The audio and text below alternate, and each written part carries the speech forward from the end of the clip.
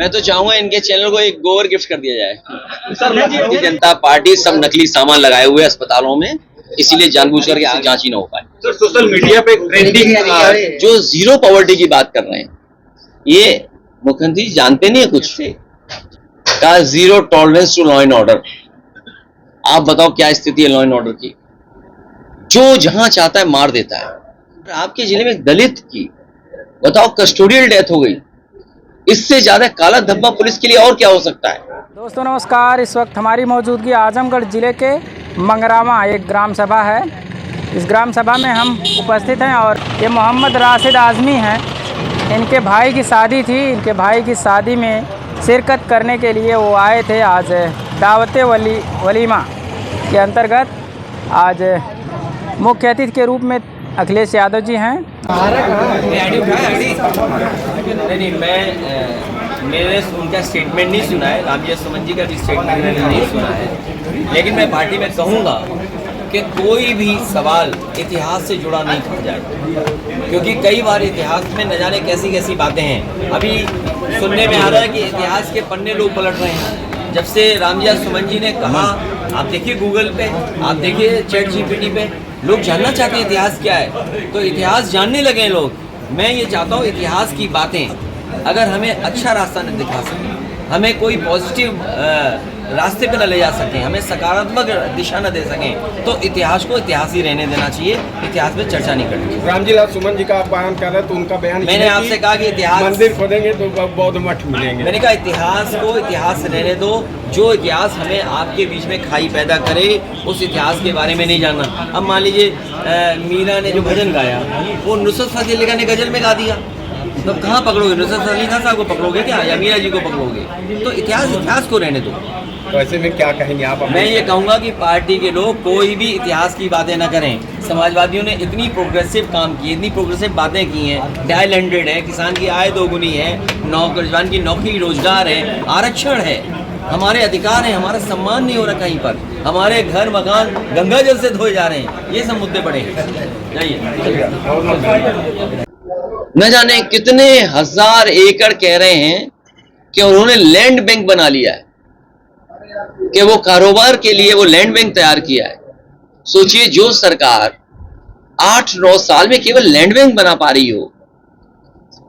कल ही का भाषण सुना मैंने, और बता रहे कि बुंदेलखंड में इतने 1000 करोड़ का इन्वेस्टमेंट आने वाला है। इतने 1000 एकड़ जमीन का लैंड बैंक बना लिया है। पूरे प्रदेश में उन्होंने जाने कितने 1000 एकड़ का बताया लैंड बैंक बना लिया। जो सरकार आज तक लैंड बैंक बना रही हो तो क्या इन्वेस्टमेंट आया होगा?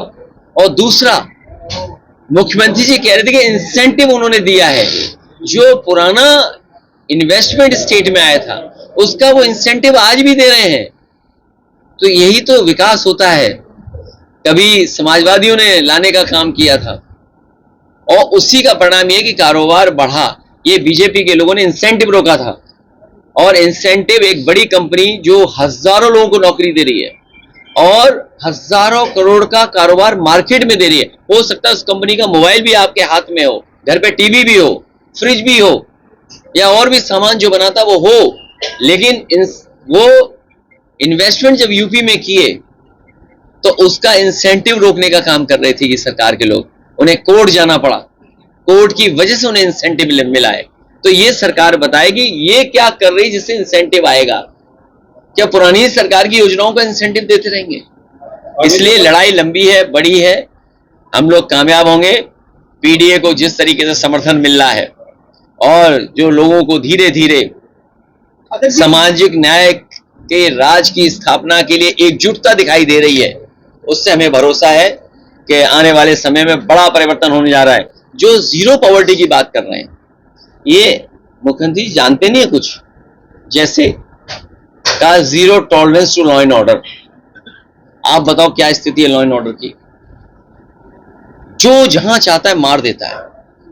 और आपके जिले में दलित की बताओ कस्टोडियल डेथ हो गई, इससे ज्यादा काला धब्बा पुलिस के लिए और क्या हो सकता है? क्या पुलिस पे आरोप इस बात का है कि पुलिस की वजह से उस दलित ने जान दे दी। हम लोगों ने तो सहयोग किया है, मदद की है उस परिवार को। हम लोग न्याय के लिए भी लड़ते रहेंगे जिससे उस परिवार को न्याय मिल जाए। आर्थिक मदद कोई बड़ी चीज नहीं जो हम दे पाए हैं, लेकिन उसको न्याय मिलना बड़ी बात है। और फिर जीरो टॉलरेंस टू करप्शन। बताओ, ये जो इंसेंटिव की बात कर रहे थे, कहीं ये कमीशन की बात तो नहीं कर रहे थे? इंसेंटिव और कमीशन, ये बात समझने की है। मुख्यमंत्री जी कह रहे हैं इंसेंटिव, लेकिन प्रदेश में चल रहा है कमीशन। वो कह रहे हैं इंसेंटिव देंगे, ये इंसेंटिव कहीं कमीशन तो नहीं है। और उसका कमीशन का खेल हमने और आपने देखा कि एक अधिकारी अंडरग्राउंड है, एक आईएएस अंडरग्राउंड है। क्या कभी आपने सोचा कि आईएएस अंडरग्राउंड होगा? और आईएएस अंडरग्राउंड कहीं नहीं है, वो मुख्यमंत्री आवास में होगा। सच्चाई है।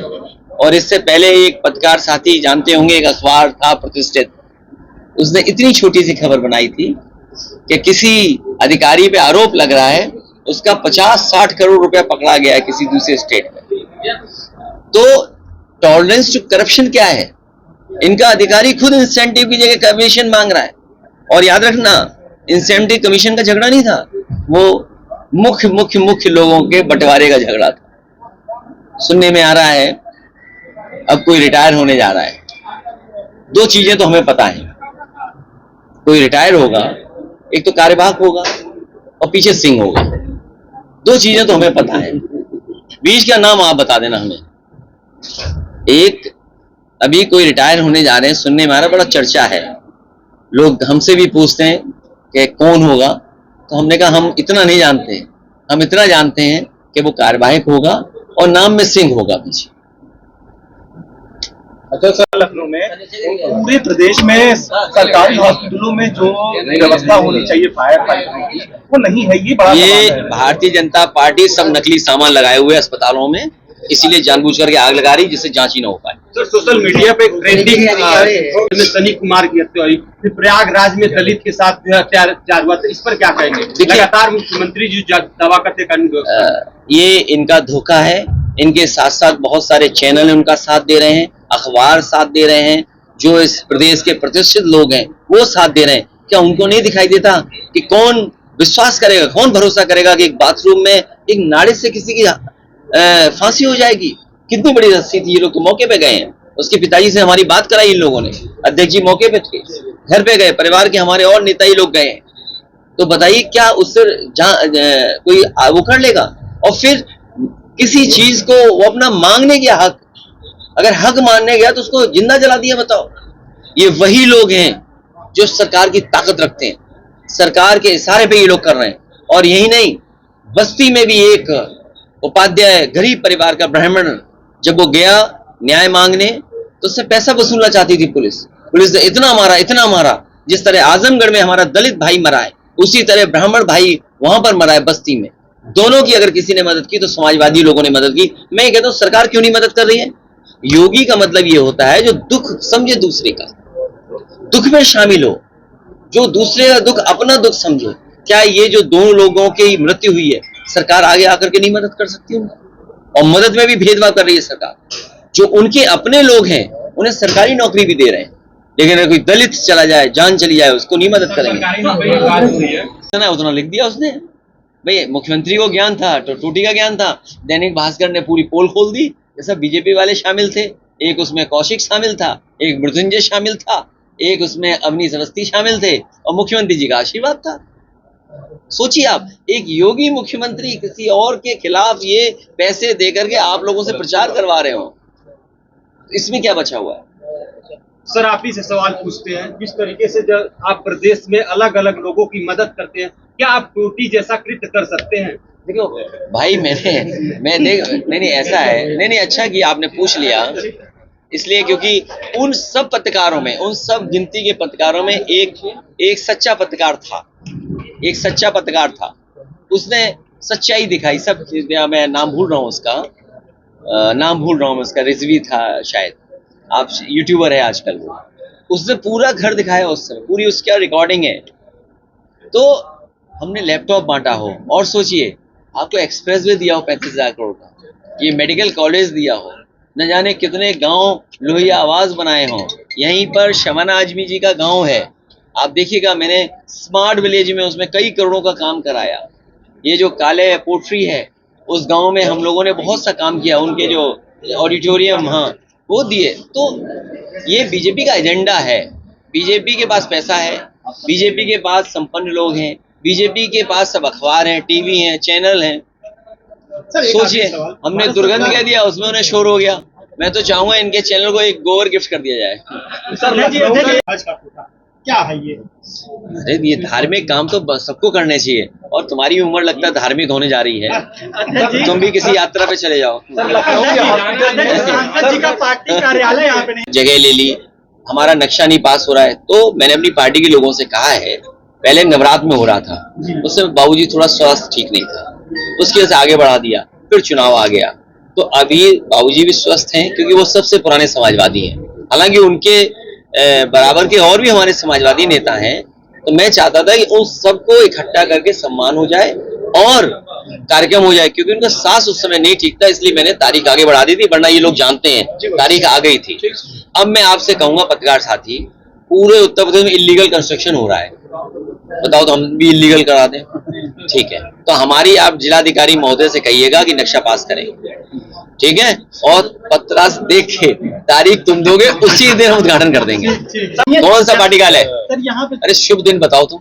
भूल जाए सर। देखो ऐसा है, हम और आप हिंदू हैं, शायद हिंदू हो ना? तुम एक अच्छे पंडित जी से तारीख निकलवा दो। फिर देर किस बात की? बताओ तारीख। नहीं आम जनता छोड़िए, पहले तारीख निकालो। कब तारीख है बताओ? नहीं पत्रा देखो। 20 तारीख को ही निकल जाए। पत्रा देखो ना सर, जनता से मिलने के लिए तारीख क्या सर? अरे मैं कह रहा हूँ, तू पत्रा देखो, तुम नहीं जानते ये बातें। ठीक है सर, ये पंडित जी नहीं है, नहीं पंडित जी नहीं है। मैं मानूंगा नहीं, तुम पंडित जी नहीं हो, पत्रा नहीं निकाल पा रहे। अरे जिन्होंने, देखिए मिश्रा जी के साथ अन्याय हो रहा है, और जिन्होंने लिखाई है, जिन्होंने किया वार मिश्रा जी पे, जिन्होंने किया वार उन्हें छोड़ दिया। सोचिए, जिन्होंने वार किया मिश्रा जी पे, उन्हें छोड़ दिया। बताइए।